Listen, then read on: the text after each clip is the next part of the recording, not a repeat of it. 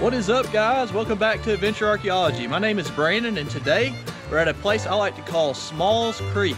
I've never filmed here before, but this creek runs behind a couple of old farmhouses, and I always find a few bottles.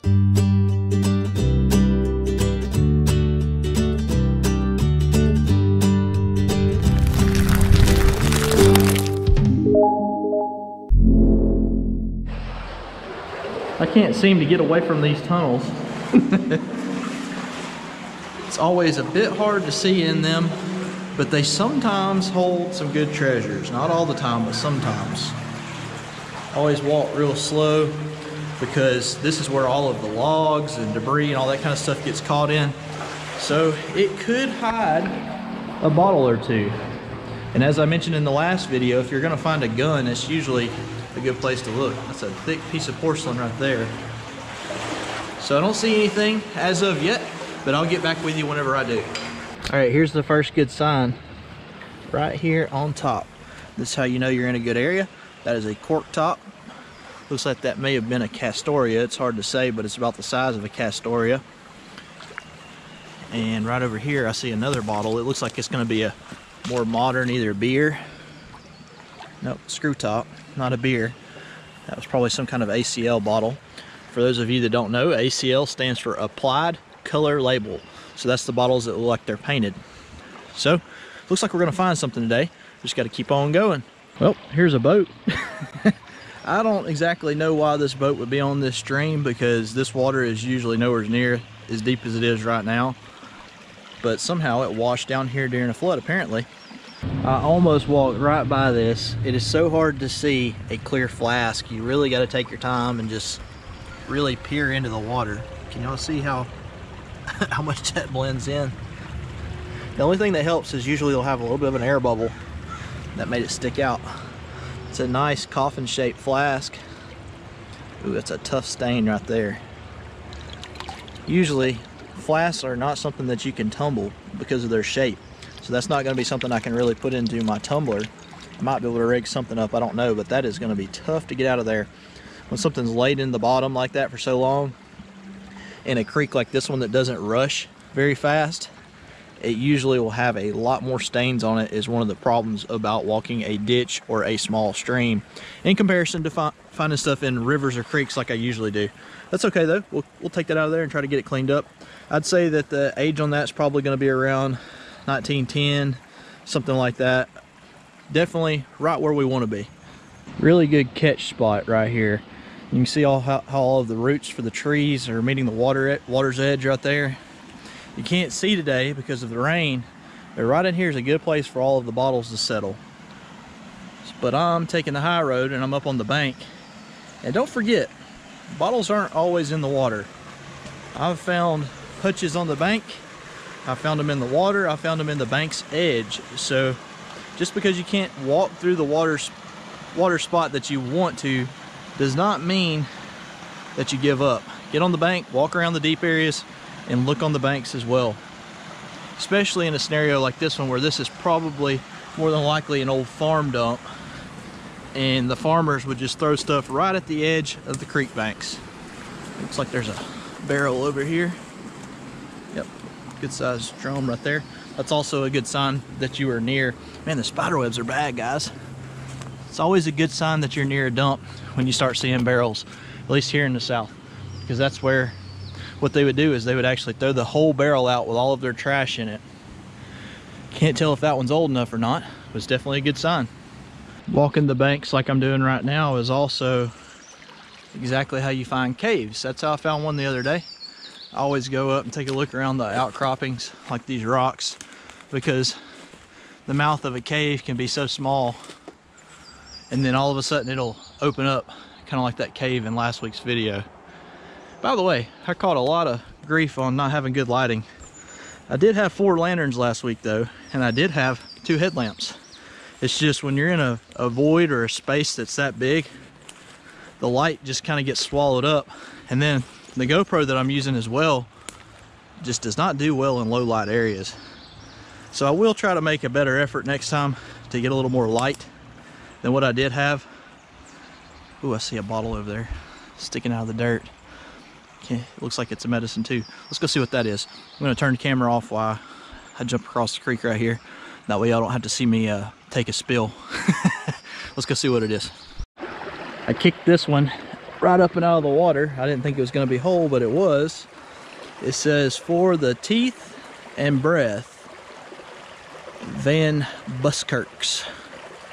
So I'm guessing, yeah, let's see what that says. Fragrant Sozodont. So that was probably like your toothpaste 100 years ago. Can you imagine now if all of the toothpaste that we use were in glass bottles like this one? Just some regular old household trash though. Still neat. It's embossed, and we will definitely take that. And here's the glass that we're starting to see. That was embossed. Can't tell what it was. Here's a bottom to what looks to be a flask or another med. Looks like it was a med. Right there you can see, usually they say Douglas. So that was a medicine of some type. We're getting closer to my little hot spot though, where I find stuff. All right, we're really close to where I found stuff before, so I'm gonna just start walking a bit slower. You can kind of see that the creek makes a bend right here. Not quite a horseshoe bend, but it's a pretty good size. And that's a bit of a trick. I know a lot of you come to my channel because it's kind of like a how-to, and I tell you a little bit of how I do this stuff. And that's one of the biggest tricks that I cannot stress enough, how important it is to focus on the bends of a creek. Now, sadly, a lot of times those bends are very deep. And that's why I've bought some diving gear for whenever it warms up this year. But usually in those bends are kind of like a catch. And they catch everything that would have washed around the edge. It gets hung right in the corner. And you can kind of look at how the water flows and pick where the stuff comes out of. Because creek walking seems really easy, and it is. It's a very easy way to go out and find some good antique bottles, but there's still a bit of an art to it. You still got to take your time, and you still kind of got to know where to look while you're in the creek, and it can get incredibly frustrating. So what I'm about to do is I'm going to go right over here. We're going to get up on this, look all around it, make sure nothing washed up and over that hump and got hung in any of the rocks or roots over there. Now I'll walk right by this. Do y'all see it? There again, it's blending in really good right here, sticking out. I turned around and looked back and saw it. You can kind of see how the mud's getting real bad. Usually what I'll do is I'll walk so far, stop, let the mud settle, get out of the way. That looks just like the neck of what we found earlier.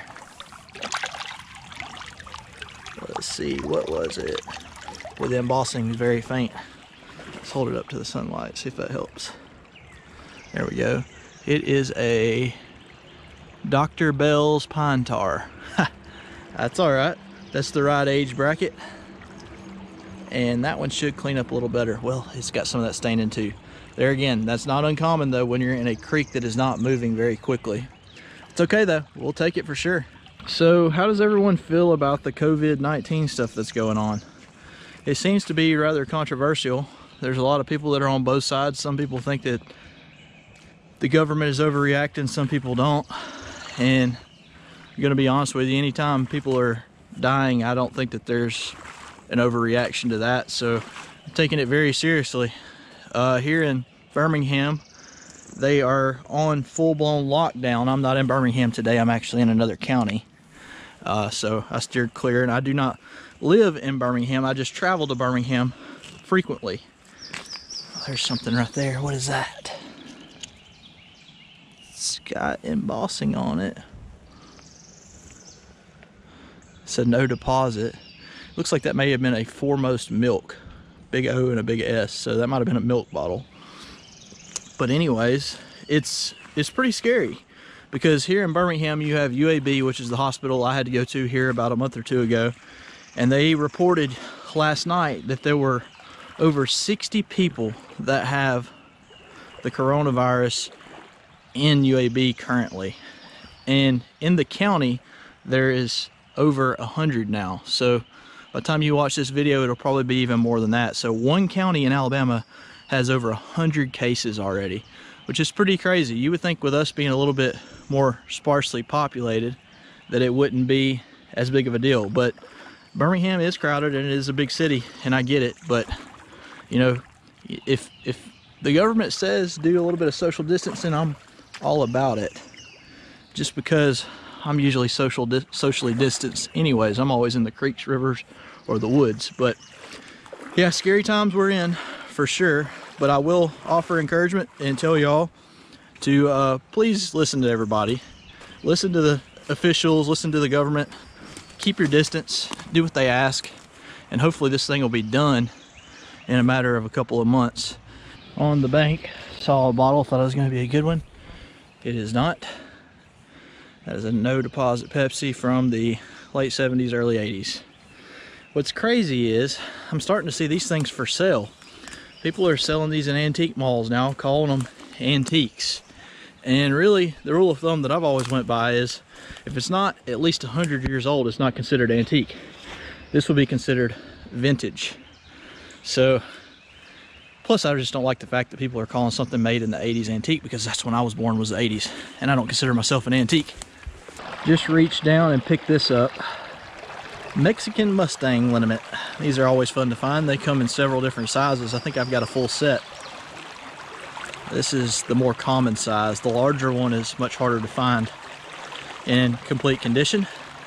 Still finding a lot of this household trash, and that's the dead giveaway as to how I know that this is more than likely a farm dump. When you find lots of alcohol, lots of medicine related stuff, not a whole lot of sodas, a lot of times that means that it was usually a poorer family too. It took people that had money to be able to afford sodas back then. So that's one bad part about this creek, is the lack of sodas. And y'all know me and my love for sodas and Hutchison's and straight sides, but you know, beggars can't be choosers, and with the rain, this was the easiest creek to get into. And we're doing pretty good so far. We found 4 or 5 embossed bottles. We'll take that for sure. Now here's something interesting. I don't know what this is. Oh, it's solid steel. I guess it could be a wheel type. It looks like a wheel, but I've never seen a solid iron wheel. At first, whenever I saw it, I thought it was a big old school bell. I don't know what it is. Y'all leave me a comment below if you know what it is. Saw that peeking through the moss right there. Not gonna dig it out. That's an old Schlitz beer can. Could have some age to it. Kind of hard to say. Any Schlitz drinkers out there from long ago? I don't even know if they still make it. Alright, I think we're to the source of where the majority of the trash around here comes from. It all seems to come off of that embankment right there. At least that's what I've seen in the past. And you can see tires here, as always. And this seems to be where I don't find any bottles past this point. So usually I don't walk any further than here. What I do is I poke around a little bit here and I turn on it and walk back. Now here's the kicker. Whenever I walk back, I usually walk a creek on one side or the other. So I'll walk this side up. On the way back, I'll walk that side, and that allows me a two-way road to find something new in and out of the areas that I go. So let's see what I can find on the other side of the creek on the way out. Lots and lots of questions every single week. I get some repetitive questions though, and one of the questions that I get is, how do I find the areas where I find antique bottles? Well, I'm going to tell y'all, every video now I've started putting a link in the description to one of my videos that I made about a year ago of how to find bottle dump locations. So for those of you that asked that question and you want an answer, an in-depth answer I should say, look in the video description and I have a how-to section. Go in there, and like I said, every video description. There's some broken glass over here. What is this? That looks to be, oh, that was an ACL. You can see just the remnants of the paint that was on there. It says Spot. So I think that was probably a green Spot, which was a common soda around here.